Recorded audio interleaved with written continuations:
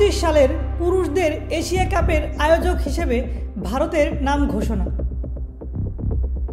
পিসিবির নতুন কেন্দ্রীয় চুক্তিতে পাকিস্তানি ক্রিকেটারদের জন্য বড় পরিবর্তন আসা।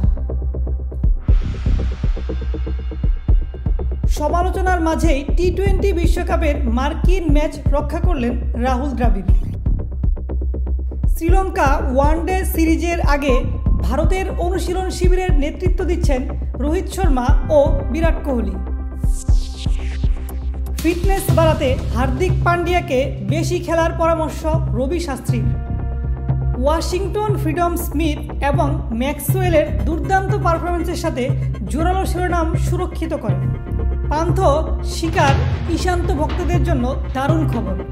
দিল্লি প্রিমিয়ার লিগের উদ্বোধনী ঘোষণা ডিডিসি-এর। ঘাড়ের ব্যথার কারণে ভারত বনাম শ্রীলঙ্কার টি-20 ম্যাচ থেকে ছিটকে গেলেন সহ অধিনায়ক শুভমান গিল। বাংলাদেশে আইসিসির বার্ষিক সাধারণ সভায় চেয়ারম্যান হতে যাচ্ছেন জয় শাহ।